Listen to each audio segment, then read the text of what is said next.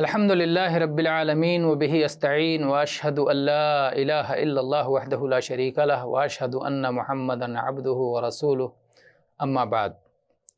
گرامی قدر مشاہدین اور عزیز طلباء، آج کے تعلیمی کورس میں انشاءاللہ تعالی ہم وتر کے مسائل پر گفتگو کریں گے۔ سب سے پہلے ہم آپ کو یہ بتا دیں کہ صلاۃ وتر سنت مؤکدہ ہے۔ اللہ کے نبی صلی اللہ علیہ وسلم نے اس کی ترغیب دی ہے، اس کا شوق دلایا ہے، اس پر ابھارا ہے۔ چنانچہ ابو ہریرہ رضی اللہ عنہ روایت کرتے ہیں کہ اللہ کے رسول صلی اللہ علیہ وسلم نے فرمایا، ان اللہ وتر یحب الوتر۔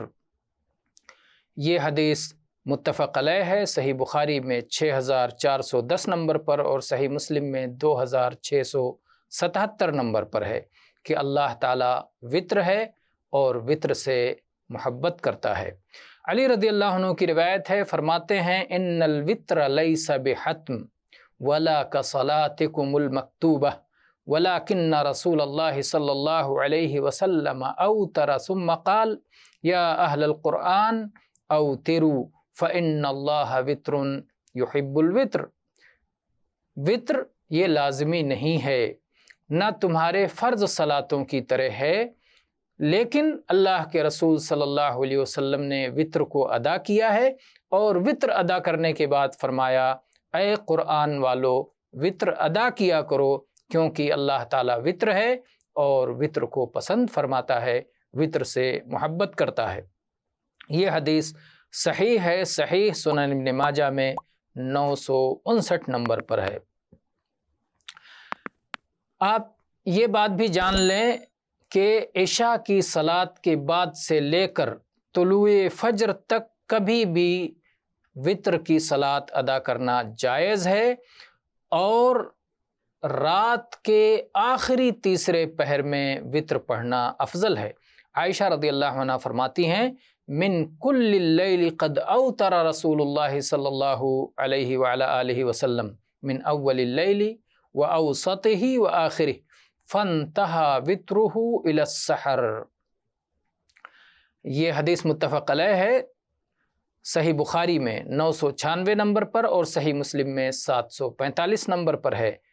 تو عائشہ رضی اللہ عنہ کہتی ہیں کہ رات کے ہر حصے میں اللہ کے نبی صلی اللہ علیہ وسلم نے وتر کو ادا کیا ہے، رات کے ابتدائی حصے میں بھی، رات کے درمیانی حصے میں بھی اور رات کے آخری حصے میں بھی، اور سحر بوقت سحر آپ نے اختتام کیا ہے، وتر کو سحر کے وقت میں آپ نے اس کا اختتام کیا ہے، یعنی طلوع فجر سے پہلے پہلے تک آپ نے اس کو پڑھا ہے، وتر کو پڑھا ہے اور ادا کیا ہے۔ ہاں، البتہ یہ بات ان لوگوں کے لیے جنہیں رات کے آخری حصے میں بیدار نہ ہونے کا خطرہ ہے کہ وہ بیدار نہیں ہو پائیں گے، انہیں ڈر ہے کہ فجر سے پہلے رات کے آخری حصے میں جاگ نہیں پائیں گے، تو ان کے لیے رات کے ابتدائی حصے ہی میں وتر پڑھ لینا مستحب ہے۔ اور جو اپنے بارے میں یہ امید رکھتا ہے کہ رات کے آخری حصے میں بیدار ہوگا، اس کے لیے رات کے آخری حصے تک مؤخر کر کے وتر ادا کرنا مستحب ہے۔ اس سلسلے میں ابو قتادہ رضی اللہ عنہ کی روایت ہے کہ نبی کریم صلی اللہ علیہ وعلی آلہ وسلم نے ابو بکر رضی اللہ عنہ سے دریافت کیا، آپ وتر کب ادا کرتے ہیں؟ انہوں نے کہا کہ میں سونے سے پہلے وتر ادا کر لیتا ہوں۔ پھر عمر رضی اللہ عنہ سے پوچھا کہ آپ کب وتر ادا کرتے ہیں؟ عمر رضی اللہ عنہ نے کہا کہ میں سو جاتا ہوں پھر جاگ کر وتر ادا کرتا ہوں۔ تو اللہ کے نبی صلی اللہ علیہ وسلم نے ابو بکر رضی اللہ عنہ سے فرمایا کہ تم نے حزم اور احتیاط کے طریقے کو اپنایا، اور عمر رضی اللہ عنہ سے فرمایا کہ تم نے قوت و طاقت کے طریقے کو اپنایا۔ یہ حدیث حسن صحیح ہے، صحیح سنن ابن ماجہ میں 988 نمبر پر ہے۔ اور ایسے ہی عائشہ رضی اللہ عنہ کی حدیث ہے، فرماتی ہیں، کان النبی صلی اللہ علیہ وسلم یصلی وانا راقدۃ معترضۃ علی فراشہ फ़इज़ा अराद अन यूतिर अयक़ज़नी फ़अवतरत। नबी करीम सल्लल्लाहु अलैहि वसल्लम रात की सलात यानी तहज्जुद क़ियामुल लैल आप अदा किया करते थे, और आयशा रज़ियल्लाहु अन्हा फरमाती हैं कि मैं आपके बिस्तर पे पाँव फैला के सोई रहती थी, लेटी रहती थी। जब अल्लाह के नबी सल्लल्लाहु अलैहि वसल्लम वित्र अदा करना चाहते तो आप मुझे भी जगा देते और मैं भी वित्र अदा करती थी। ये हदीस मुत्तफ़क़ अलैह है, सही बुखारी में 997 नंबर पर और सही मुस्लिम में 744 नंबर पर है।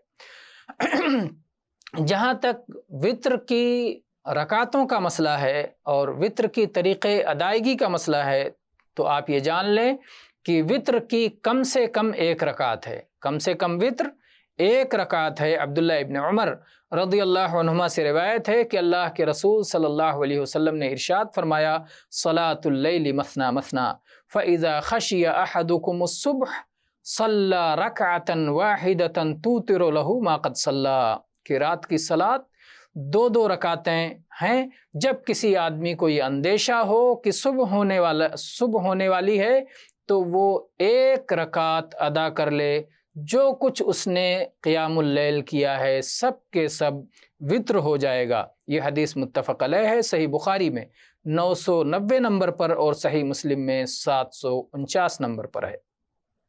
ऐसे ही कोई शख्स अगर 3 रकातें वित्र अदा करे या 5 रकातें या 7 रकातें या 9 रकातें वित्र पढ़े तो ये सब भी जायज़ है। चुनांचे आयशा रज़ियल्लाहु अन्हा की हदीस है कि अल्लाह के नबी करीम सल्लल्लाहु अलैहि वसल्लम चाहे रमज़ान का महीना हो या रमज़ान के अलावा कोई और महीना हो, आप 11 रकातों से ज़्यादा नहीं अदा करते थे। आप 4 रकातें पढ़ते, उनके हुस्न तूल के बारे में न पूछिए, कितनी खूबसूरत और कितनी तवील और लंबी होती थीं। इसी तरह से फिर 4 रकातें आप अदा करते थे, उनके हुस्न तूल से मुताल्लिक़ न पूछिए। फिर आप 3 रकातें वित्र अदा किया करते थे। ये हदीस मुत्तफ़क़ अलैह है, सही बुखारी में 1147 नंबर पर और सही मुस्लिम में 738 नंबर पर है। और ऐसे ही आयशा रज़ियल्लाहु अन्हा ही से मरवी है, काना रसूलुल्लाह सल्लल्लाहु अलैहि वअला आलिहि वसल्लम युसल्ली मिनल लैली 13 रकअह यूतिरु मिन ज़ालिका बिखम्सिन ला यजलिसु फी शैइन इल्ला फी आखिरिहा, कि अल्लाह के नबी सल्लल्लाहु अलैहि वसल्लम रात में 13 रकातें पढ़ते थे और 5 रकातें वित्र की होती थी। आप सिर्फ आखिर में बैठते थे, यानी पूरी 5 रकातें एक ही तशहुद से पढ़ते थे, सिर्फ आखिर में 5वीं रकात पढ़ करके तशहुद के लिए बैठा करते थे। ये हदीस सही मुस्लिम की है 737 नंबर पर। ऐसे ही आयशा रज़ियल्लाहु अन्हा ये भी बयान करती हैं कि हम नबी करीम सल्लल्लाहु अलैहि वसल्लम का मिसवाक और आपके वज़ू का पानी तैयार करके रखते थे। आपको अल्लाह ताला जब रात में बेदार करता तो आप उठ जाते और आप मिसवाक फरमाते, वज़ू फरमाते और उसके बाद 9 रकातें अदा करते और 8वीं रकात में तशहुद के लिए बैठते थे। फिर अल्लाह का ज़िक्र करते, अल्लाह की हम्दो सना करते, अल्लाह से दुआएं मांगते, फिर खड़े हो जाते सलाम फेरे बगैर। आप 8वीं में सलाम नहीं फेरते, लगातार 8वीं में पहली बार तशहुद के लिए बैठते, फिर 9वीं के लिए उठ जाते और फिर 9वीं रकात अदा करते, फिर उसके बाद बैठते, अल्लाह का ज़िक्र करते, अल्लाह की हम्द करते, अल्लाह से दुआ मांगते और उसके बाद सलाम फेर देते इतनी बुलंद आवाज़ से कि हमें आप सुना देते थे। फिर उसके बाद में आप बैठे बैठे 2 रकातें पढ़ते थे, यानी 9 रकातें पढ़ कर के सलाम फेर देने के बाद 2 रकातें बैठ कर अदा करते थे, तो ये कुल 11 रकातें हो जाती हैं। आयशा रज़ियल्लाहु अन्हा फरमाती हैं कि ए बेटे, ये कुल 11 रकातें बन जाती हैं।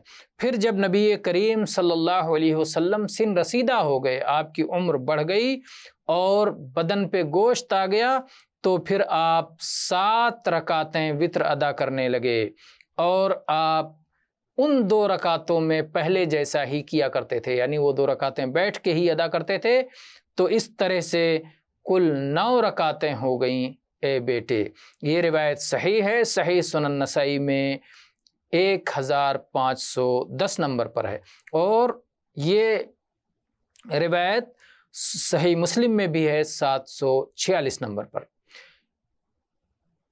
تو یہ رہی وطر سے متعلق بعض مسائل۔ انشاءاللہ کچھ مسائل ہم اگلے درس میں بیان کریں گے۔ وطر میں کن صورتوں کو پڑھا جائے اور قنوت کیا پڑھا جائے، انشاءاللہ ہم اگلے درس میں بیان کریں گے۔ وآخر دعوانا ان الحمد للہ رب العالمین، وصلی اللہ علی نبینا وسلم۔